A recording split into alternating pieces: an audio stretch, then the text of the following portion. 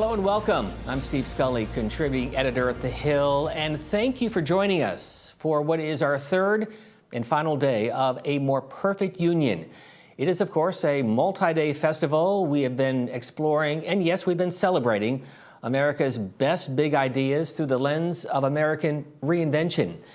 As you know, throughout our virtual summit, we've been bringing together political leaders, entrepreneurs, policy innovators, and disruptors with a simple goal to discuss some of the most urgent issues of our time. And today's program is all about building consensus, what it means to be in the middle of a country that is seemingly growing more partisan and much more divided. It is, of course, a timely topic with the news overnight. Senator Kyrsten Sinema of Arizona, her announcement, she is switching from Democrat to her affiliation as an independent.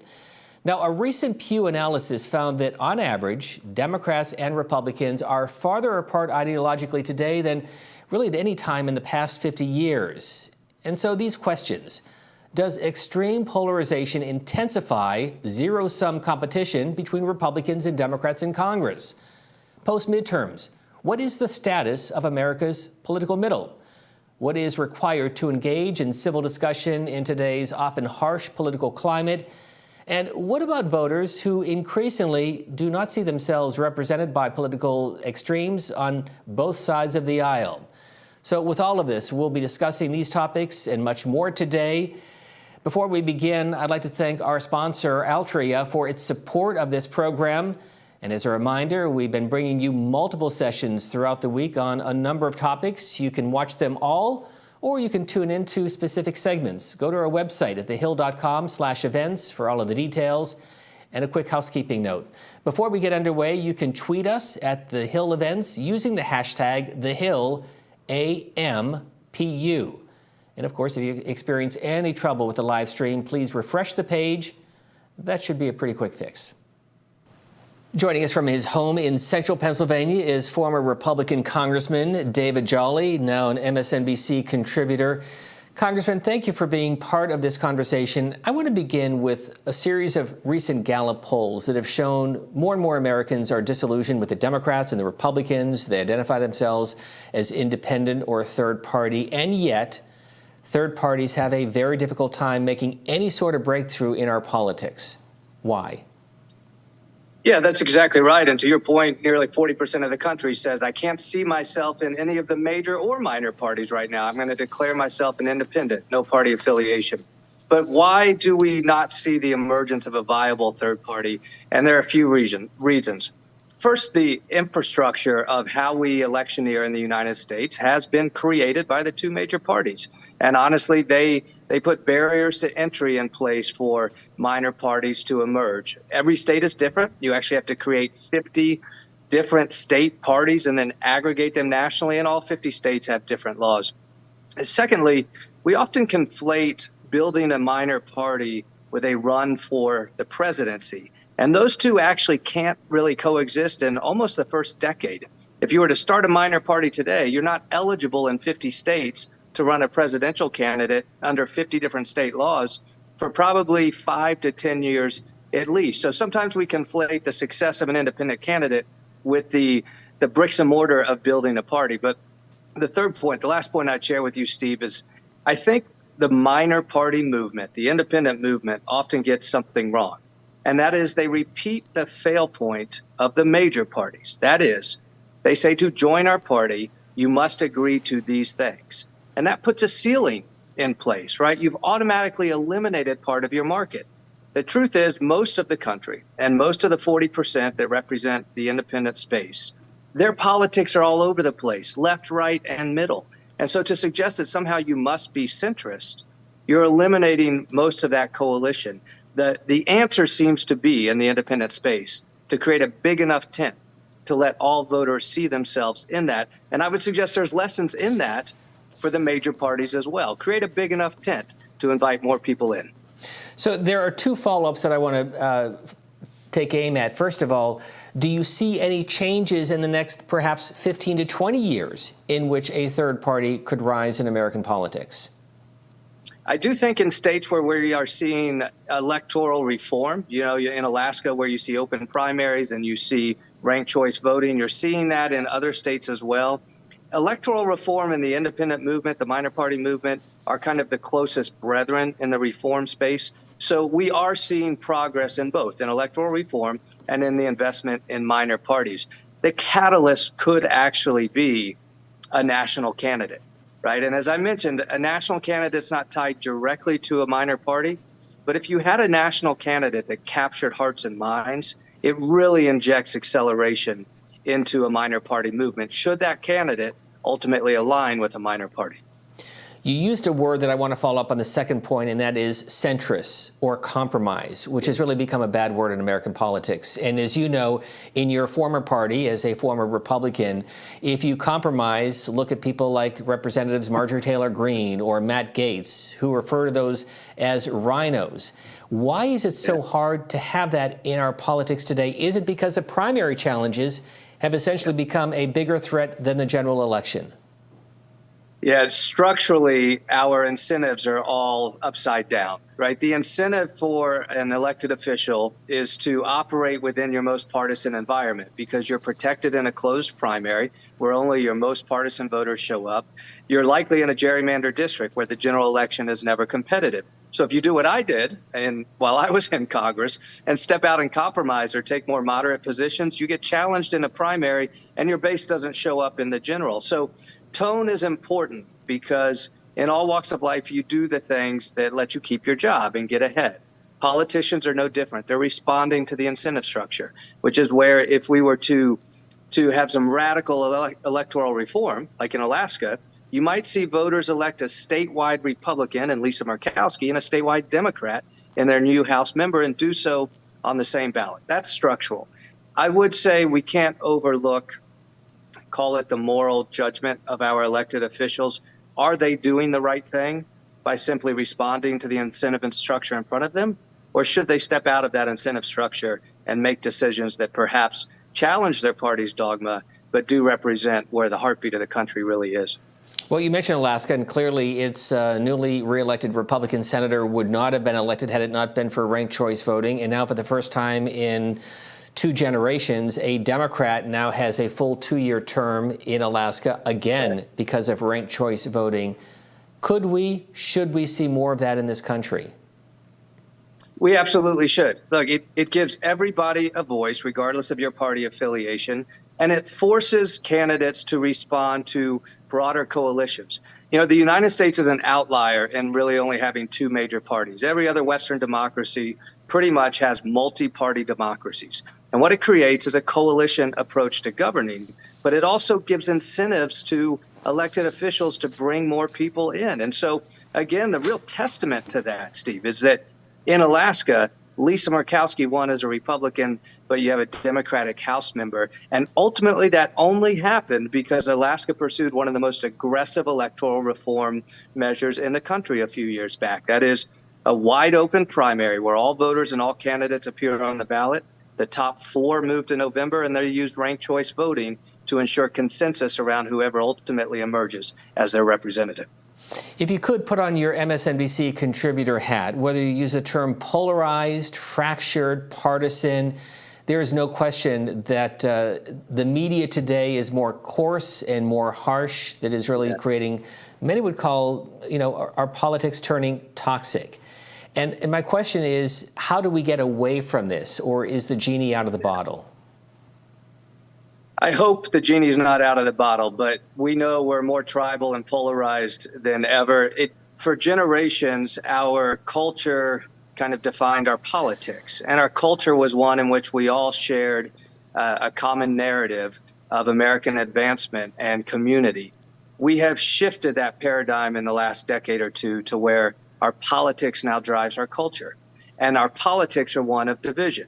They are rewarded, as we mentioned, electorally, but they are also rewarded through both social media platforms and mass media platforms. And the one thing I would point out about where our media is today is we often conflate news with programming. Depending on the platform you subscribe to, try to assess how much news am I getting and how much programming am I getting. And neither is right nor wrong, right? Opinion programming has value. Finding places of common mind are valuable. but we shouldn't conflate that with news. The truth is there are many platforms that provide just, hard news, if you will, but sometimes they don't actually win at the ratings war. And then that comes back to a question on us. Are we giving our culture and our society a fair shake to keep the stickiness within our community that actually holds us together? You have served in Congress, and so you understand the process. Some call it sausage making. Is it as bad here in Washington as it is often portrayed, whether on Fox or MSNBC or CNN or social media? Or is there a sense of bipartisanship among a majority of Congress, Democrats and Republicans? It's worse. I mean that as a student of the institution. I worked on the Hill for 20 to 30 years, all in. Most of my career has been tied to it as a staffer, a member, a lobbyist, a political consultant. And what I will tell you is the parties themselves crush independent thought, right? So when I served in 14, 15, 16, a Republican who supported marriage equality, gun control, campaign finance control, immigration reform, I wasn't allowed to do that. The parties would not let me exercise those politics. So first, the parties crush the independent thought. Secondly, there is no working across the aisle, zero. And now the way the system is set up, if a leader does reach across the aisle, as we saw with Boehner and perhaps McCarthy may have to do now, there's punishment within their own ranks for doing so. I had a moment during the 2015 leadership election. Boehner had resigned and members were asking for the vote to become whip and leader and speaker. And I asked them a simple question. Tell me when we're going to pass immigration reform and I'll give you my vote. And I was told, do you realize what the American people would do to us if we passed immigration reform? Meaning, don't you dare talk about actually legislating. We're here to do the politics, not the legislating. Obviously, I withheld my vote and it led to the chaos in the 15 speakership election. And we might see that again on January 3rd in today's GOP. So bottom line, we talked about a couple of fixes. Do you see any practical, realistic short-term solutions? Well, I do think truly we are seeing real points on the board in electoral reform and in the minor party movement. And in the short run, that's the key. I do think it's inevitable, given that our politics are now a rich man's game, if you will, that we will continue to see flirtations from a national candidate that can self-finance, whether it's a Bloomberg, a Mark Cuban, somebody like that. Does that fix things? No. Does it disrupt it enough to kind of reset how we align? Probably so. Here's the carrot I would offer to either party, and in some ways I offer it to the Democratic Party today because it seems they're more likely to grab it. You could expand your coalition by 5 or 10 points and create a governing coalition for the next 30 years simply by inviting in much of those independents who today feel disaffected. The Joe Biden coalition is Democrats, disaffected Republicans, and independents who from election to election move left or right. Grab them, invite them in, make them part of your coalition with deliberation, and you'll create a governing coalition that represents the consensus of America. David Jolly is an MSNBC contributor, a former member of Congress, and a Christmas tree decorator extraordinaire, joining us from his home in Pennsylvania. Thank you. Good to be with you. Thank you. And a reminder, you can also continue to follow us on Twitter, and the hashtag is TheHillAMPU. Now, one of the best ways to build consensus is through open, civil dialogue. My next guest is an expert at getting people from disparate perspectives to build those bridges, and I'm pleased to welcome David Eisner. He is the president and CEO of an organization called the Convergence Center for Policy Resolution. David, thank you for being with us. We appreciate it. Oh, it's a pleasure. Thank you. As you well know, our country was founded on partisan divide and fierce debate. So that is the very fabric of our democracy. My question is, how do we make that debate civil and constructive?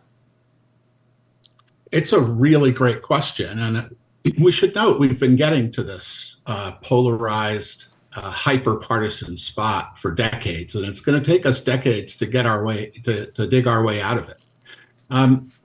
The best way to bring people together to find consensus is to make sure that they're able to listen to each other, able to understand each other's perspectives, and most importantly, able to get rid of a set of distortions that polarization gets in the way of being able to of being able to trust and engage. And the core distortions are we feel a sense of disgust these days for people we disagree with. We have a sense that their motives, anyone we oppose, we assume that their motives are hate, whereas our motives are always positive. We act out of love. And there's a really deep sense of moralization. People that are acting from the other party are acting in a way that's immoral and probably illegal, and they're trying to destroy our core values. Well, we know that just by connecting and listening and beginning to understand, we can start humanizing the people that we disagree with. And once we're treating them and seeing them as human beings, it's not that hard to find collaborative solutions. But you wrote a piece for the Seattle Times, and you used the word demonize, which is really the appropriate word, because often if you disagree with somebody, and it can be even in your own family, you are demonized, and it divides the family. How did we get to this point? What's different today in 2022 than, say, 1980 or 1960 or 1864? Well, it's true. In 1980, it was a minority of people that would have been upset if their child told them that they were going to marry somebody from the other party. Today, it's a strong majority of people that say that they would be upset if one of their kids said that they were going to marry someone from the other party. And there's a lot of reasons for this. A lot of this is actually happening at a global level, not only in the United States. But in the United States, one of the things that's been happening for decades is what we call sorting, where it used to be that both parties included pro-choice and pro-life constituencies. Both parties included some northern, some southern, some rural, some urban constituencies. We're seeing through sorting that happened over decades that each party is becoming more monolithic.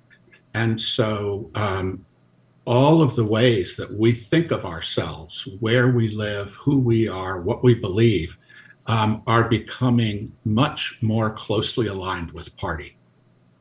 But let me ask you a fundamental question, because if you're on social media, whether it's Instagram or Twitter or this new social media site called Post or Truth Social, often you can get vitriolic statements and comments about something you may post, often from people you don't know.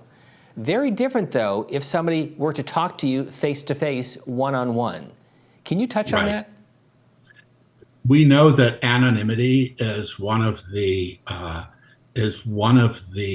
guardrails, or actually non-anonymity is a guardrail. When people are anonymous, they will feel much more comfortable going outside the bounds of what they know they would otherwise be socially punished for. And so when they're acting anonymously, we do see people acting much more extreme. We also know that it's not only that more people act extreme, it's also that the platforms have algorithms that tend to lift up the arguments that make the most people upset and that appear the most extreme, because those are the arguments and the posts that engage more people, whether they're engaged because they're upset or they're engaged because they like them. They stay online longer. That ends up driving more eyeballs. A lot of folks are identifying this as a challenge. The solutions are much harder to come by. Currently, Convergence is doing a large dialogue on digital discourse where we're bringing a lot of folks that are from the platforms together with consumers, together with folks from both parties. And we're seeing that it's a hard discussion, but we're very, very hopeful that within 6-9 months, we'll be able to have some consensus. Not sure if you heard my conversation with former Congressman David Jolly, who is a former Republican turned independent. And he basically said it's not only as bad as it seems, it's worse than you think here in Washington in the halls of Congress. Agree or disagree with that sentiment? Guess I have to do both. I think that in general, it is worse than it seems. I've spent a lot of time with dozens of members, including helping groups of members find ways to collaborate with each other and find ways, for example, after January 6th of 21, to begin to trust each other again. And it is extremely difficult, and the sense of betrayal and distrust across the parties is, I think, is worse than most people would expect. That being said, there really are some powerful success stories. For example, the Select Committee on the Modernization of Congress has made over 200 recommendations. The largest plurality of them are about how to achieve bipartisanship and collaboration. And Congress is paying attention. We're seeing committees beginning to think about what does it look like to do bipartisan planning. We know that as the new freshmen are coming into town, they're likely to hear more about how collaboration works, and they're likely to spend more time with the other party than they did just in the last class. And just looking at the Republican side of the aisle in the House Republican Conference with a narrow majority for Leader Kevin McCarthy. However, the expansion of these new House members came from New York and California. And so I'm wondering if that's going to create more of a moderate superpower of these House Republicans that may not be swayed by the more conservative members of the Freedom Caucus, but having their own coalition to try to drive some of this legislation. Well, I think it's true that in a closely divided Congress, any group within an individual party is going to have a lot more power because the party requires them to get to their number. That's going to be absolutely true for folks that may be either moderate or more likely to want to collaborate with the other side. But it's also true for folks that are more extreme. I think a lot of groups are going to be testing the limits of their ability to push their parties to follow the smaller groups. Let me ask you about a specific bill, one that passed this week with bipartisan support, 39 House Republicans joining the Democrats in the Same-Sex Marriage Act, and a dozen Senate Republicans with all Senate Democrats passing the bill. So that is one piece of legislation that the president is signing that has received bipartisan support. What are the lessons from that bill, from that legislation, and from that topic? I think the most important lesson when you see a signpost of that kind of hopefulness is that it's just too early to say nothing can happen, they're completely stuck, there's no hope. I think you're totally right to be looking for what worked in this case. And I'm not enough of a student of this bill to know exactly why they were able to drive that kind of bipartisan support. But I suspect that it's based on relationships that were made and tested long before this bill became a reality. And so let me conclude on that question. What advice would you give not only members of Congress, but also the party leaders who, as we well know, any meaningful change in this country comes with bipartisan support? Anything that's going to happen meaningfully is going to come with bipartisan support. I think there's a groundswell of Americans that are terribly frustrated by the divisiveness. I think that leaders that are trying now to lead by holding party discipline and only doing things as a unified party are going to be risking frustrating more Americans with them and with the party.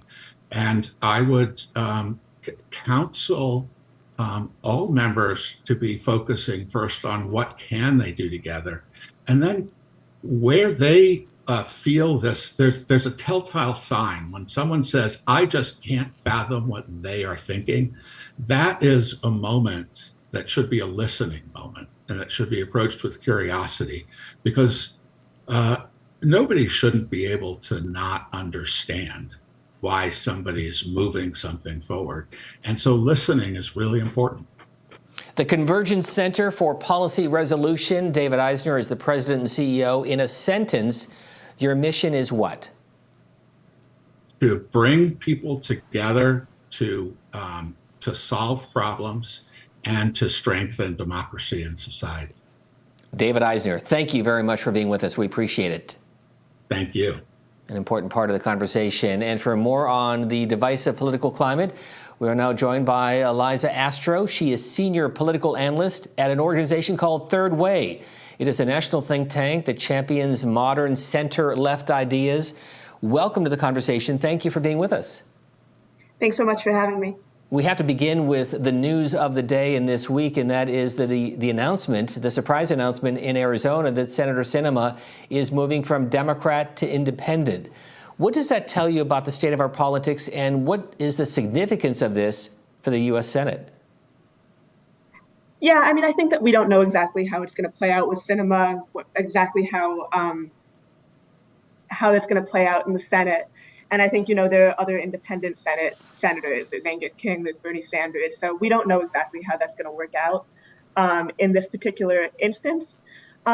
I recently wrote this report that I'm sure we're going to discuss about third-party candidates at the presidential level and independent candidates at the presidential level, which Third Way, we think that would be really damaging to the Democratic Party and would end up pulling a lot of support away from the Democratic Party. So that's a major concern. How it plays out with Sinema in the Senate is unclear so far. So let's talk about the poll and the polling itself. What was the methodology and what's the headline in all of this? You indicated that it would help Donald Trump or the Republicans, hurt the Democrats. Yeah, so we looked at this question a couple different ways. One way that we looked at it was looking at historical precedent and how third-party candidates have performed historically. So we found that in a number of different elections, there was a lot of excitement around third-party candidates. And there was a sense that maybe this was the year that third-party candidates were gonna, could win the election or could perform really well. But we found that consistently they underperformed their polling peaks.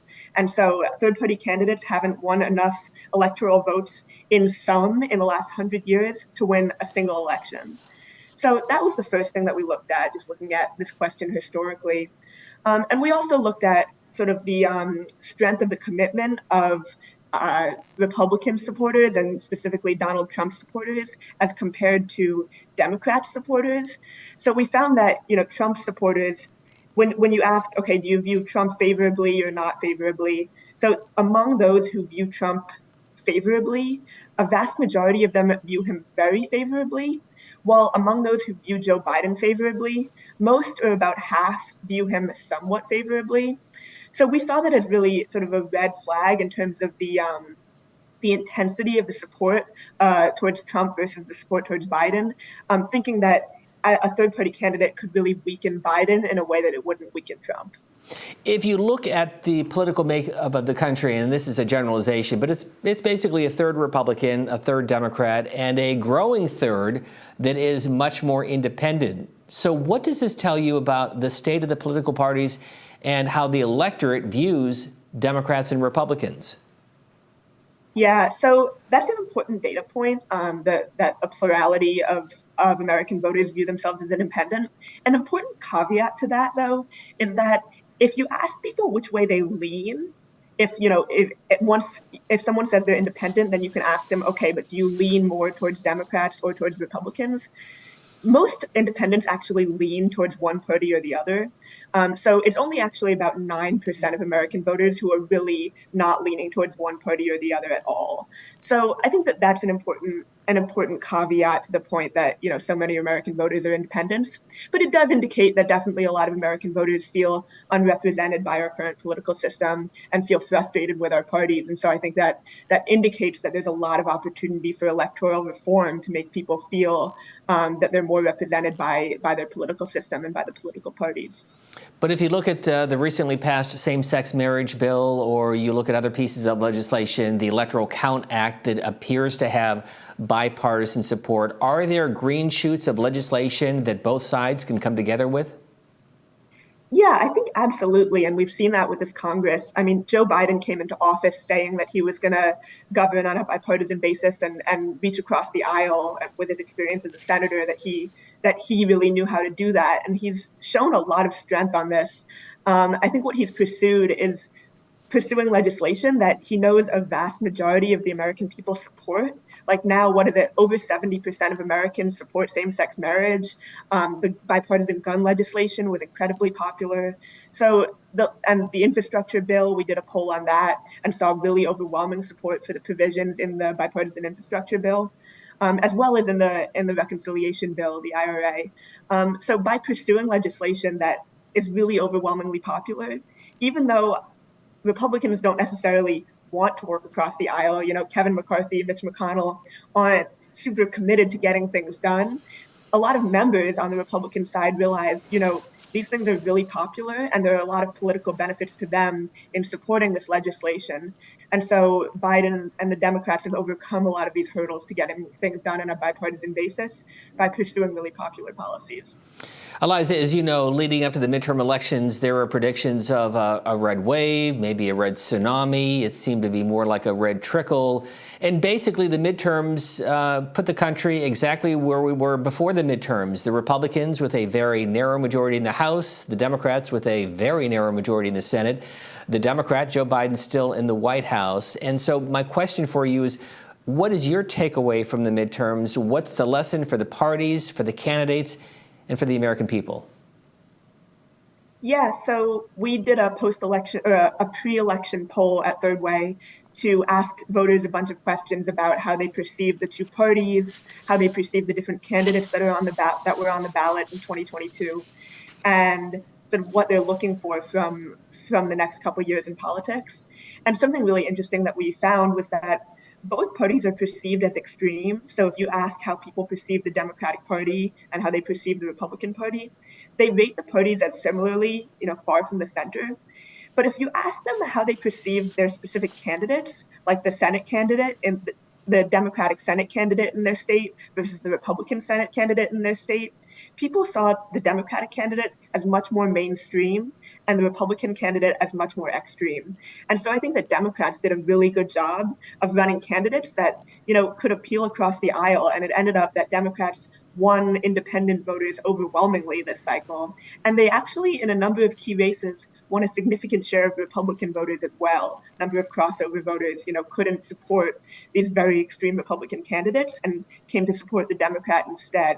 And so I think that what we saw is that, first of all, there's a big difference between the Democratic primary electorate and the Republican primary electorate. While the Republican primary electorate is running further and further to the right and becoming more and more extreme, the Democratic primary electorate is nominating mainstream candidates. And so that's a really important difference. And I think that Democrats are going to continue to see success in the next couple of years if we can keep nominating mainstream candidates and keep trying to appeal across the aisle. But is it that and also the effect or the after effect of Donald Trump? I think that's a big part of it. I mean, Trump is still really the center of the Republican Party, even as, you know, Republican elites are trying to move on. Republican voters, you know, are still, he's still the front runner for 2024. And so I think it's absolutely somewhat an effect of Donald Trump that he unleashed, you know, he's pulled the Republican Party to the right, and the Republican voters are still seem to be quite attached to him. So I think that Republican continues to be a drag on the Republican Party, and Democrats are benefiting from it for sure. So you represent an organization called Third Way. Where do disaffected Democrats and Republicans go, and why is it so difficult for these third parties to really break through? Yeah, I mean, I think that, you know, those who think that we need to get rid of the two-party system and run third-party candidates, I disagree there. I think that it would end up benefiting the Republican Party, which I don't see as, you know, which is a danger to our democracy. The Republican Party has gotten consistently more extreme, and running a candidate who might help Trump or another extreme Republican get elected is just too big of a risk to take. I think that instead, you know, Third Way is really interested in trying to figure out how Democrats can continue and strengthen their appeal to moderate voters, to independent voters, and to pull some disaffected Republican voters across the aisle. And so figuring out how Democrats can continue to be seen as mainstream and appeal to those disaffected voters is the most important thing. Well, let me conclude with our polarized media, get your perspective on how this might often feed into this political vitriol. Yeah, I mean, I think I think that there have been some studies showing that, if you make someone who regularly watches Fox News, if you pay them to watch like CNN for a month or something like that, they become less extreme, and they actually they're more aware of different kinds of different issues that are going on, and they're more open to opposing perspectives. And so I think that indicates that this really is a problem, that our extreme media, especially on the right, which I think there's asymmetric polarization there for sure, have driven people in a bad direction. And so I think it's absolutely a big problem. So turn the channel and be open to perhaps another point of view. Eliza Astro is a senior political analyst at an organization called Third Way. Thank you for being part of this conversation. Thanks so much. Altria is our sponsor, and now a brief word from them.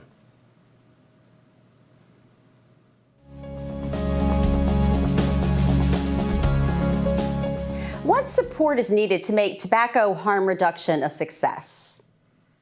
Several things, I think. First, collaboration. Successful harm reduction will require the involvement of many stakeholders, and that's why leaning into engagement and partnership is critical for us. Our scientists, for example, share their findings openly in dialogue with others across the scientific and public health communities about the science behind harm reduction. Second, we need better information. Research shows that we need to help correct misperceptions about nicotine and the relative risks of different products to encourage adult smoker transition to smoke-free products. Third, continued innovation. I'm really proud of the groundwork that we're laying in using science to develop a pipeline of smoke-free products that we believe can successfully transition adult smokers and achieve FDA authorization. We're listening to our consumers to better understand and empathize with their journey and the motivators and the barriers that they face. And finally, remaining vigilant that harm reduction must be an off-ramp for adult smokers and not an on-ramp for underage tobacco use.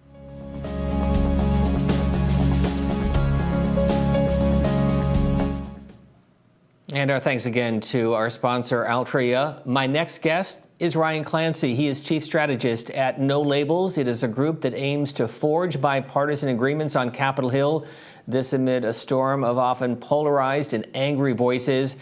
I spoke with him Tuesday about his work and what it means to the American electorate. Here's that interview. Ryan, thank you for joining us. And I want to begin with first your thoughts about the midterm elections and where that puts the two parties and whether this provides more of an area for compromise as we go into 2023. Yeah, thanks, Stephen, and thanks for having me. Look, I think the message is pretty clear. I guess it's an open question whether certain elements of both parties are going to want to hear the message. But look, as we go into the next year, you got a Republican House and a Democratic Senate. So everybody should just be very clear on what the implications of that is. There's going to be bipartisan solutions to our problems, or there'll be no solutions. And of course, that's different than these last couple of years where bipartisanship is something you could do or maybe not. Now, you got to do it with both parties at the table. But as you well know, we have extremes in both parties, the left and the right. Sure. How do we provide that path, that avenue for those who want to find the political middle, that want to debate the issues, but then reach a consensus? Well, part of it is if we're just talking about Congress, No Labels, of course, is the force behind this group, the Problem Solvers Caucus, 50 plus members in the House, evenly divided between the parties. Now, look, there's been a lot of reporting about how, for example, Kevin McCarthy, with a very narrow majority in the House, is going to have a lot of trouble corralling some of the more extreme elements in his ranks. And maybe he won't be able to get enough votes to do things like raise the debt ceiling or other critical legislation. So he's got a ready-made group of members on the other side who will work with him if he wants to reach out and work with them. But as you well know, we have some major issues that need to be addressed, probably domestically, none bigger. than trying to get a grapple on a $30 trillion national debt. It takes leadership to make some of these changes. Do we have that in this country? Probably not yet. I mean, if we're honest, over the course of the last couple of years, neither party has sort of covered itself in glory as it relates to dealing with our debt and deficits. But it does seem from our conversations with some of our allies in the House and Senate that there's a recognition that we have gone so above and beyond, for good reason in a lot of cases, because of the COVID emergency, what we've typically spent. We have got to get a handle on this, especially with interest rates going up. So there has to be, I would argue, an incentive for elected officials to kind of reach that middle ground, that area of compromise. What would it take? Well, obviously, the strategy of some on the right is the incentive would be we're going to threaten the full faith and credit of the U.S. government when it comes to the debt ceiling. But I think ultimately what it's going to take, absent some of these forcing mechanisms, is this broad majority of the country that is so repelled on both sides by the extremes. They have to get engaged. They have to pressure their members in the same way that the extremes pressure theirs. That means phone calls, emails, making clear they want a different kind of leadership. That, of course, is something No Labels does quite a bit of with our citizen community. So, what's the secret sauce of the Problem Solvers Caucus? How does it work? It's there is no secret sauce other than this. It's relationships. This group was really born out of years of just informal meetings of No Labels, hosting these folks on the Hill, and just getting to know one another. When we started talking to members of Congress, they would tell us how when they came in for new member orientation, there was a Democratic bus and a Republican bus. There's Democratic events and Republican events. And so there's so many of these forces in Washington that just dump them into the red team, blue team bucket. And so just getting to know somebody and knowing that they're not a caricature and maybe you can and should work with them, that has really spurred a lot of the relationships that in the end really do deliver progress. You think about that infrastructure bill that got passed last year. That was born really among a lot of our House and Senate allies and the relationships they built over time with us. But another part of the problem, and you have been talking about this over the years, are very polarized and partisan media. How does that really basically throw fuel on the flames of what is often a very hot political environment? Yeah, I mean, it's a huge problem. We wish there was an easy answer for it. There isn't. If you look at what are the incentives to get on cable news, to get social media followers, it's just be as incendiary as you can, just hammer the other side as much as you can. It's kind of depressing, actually, when you look at the members of Congress that have the most Twitter followers, and it tends to be the type of people who are the biggest source of the problem. Is there a solution beyond the two parties? Is there a third way, a third path, maybe a third party? We've been a two-party system for a while for good reasons. I mean, obviously, we're not set up like Europe, but one of the things that has been publicly reported is there's a chance that come 18 months, we could have a couple really unappealing alternatives for president from the major parties, which is why No Labels has actually been laying the groundwork for another choice, if and only if it's needed. But we're working to get ballot access in all 50 states. We're working to build a voter file to organize people, to try to create some pressure and make the parties understand that there's a much bigger universe of voters out there that they often ignore and they need to respond to. But as you well know, that is a huge challenge because it is a 50-state challenge, each state with a different set of rules, making it much more complex because the two parties basically control the system. It is. That's why we've been at this since early spring. And we've got a plan in place to get ballot access in all 50 states and DC by 24. With the work that No Labels is doing, do you view this really as an inflection point coming off 4 years of Donald Trump, now a divided Congress in 2023, but basically an evenly divided country based on the election results from 2020 and just this past November? I hope so. And I hope so because, I mean, I've been working with No Labels for about a decade, and even the language we use to describe what's wrong has changed. I mean, we used to complain about gridlock and partisanship, and now you hear words like tribalism. And, you look at some of the things that happened this summer, somebody threatening to kill a Supreme Court justice, FBI agents after Mar-a-Lago. There was that terrible attack on Nancy Pelosi's husband a few weeks ago. So we haven't had to reckon with politicized violence in this country in a long time. But that's where it can get if you just let it keep going this way. And what we really need is leaders willing to stand up and say, enough. We're not going to take the easy route and just try to demonize and destroy. We're going to take the message that was really clear in this midterms, which is we don't really like either of you. We want you to get together and actually solve the problems we care about. So is the country more extreme, or are the extreme cases just getting the most attention? I think it's a lot more the latter. The polling we're looking at, people have described the exhausted majority is one of the terms we've seen. But most people are trying to live their lives, go to school, go to work, pay their mortgage, pay their rent. They don't have time to be on Twitter 6 hours a day, but those are the people who get the most attention. And so I think the good news story here is the exhausted majority is starting to wake up. And the more that they show up, the more they're going to marginalize the extreme voices, because numerically, they are a lot bigger.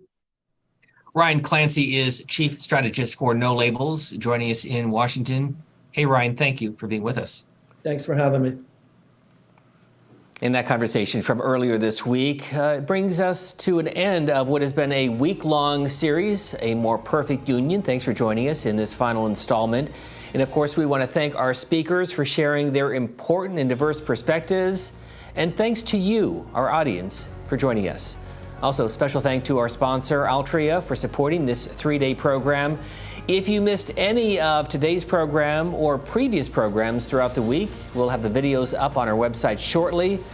Until next time, I'm Steve Scully. Thanks for joining us.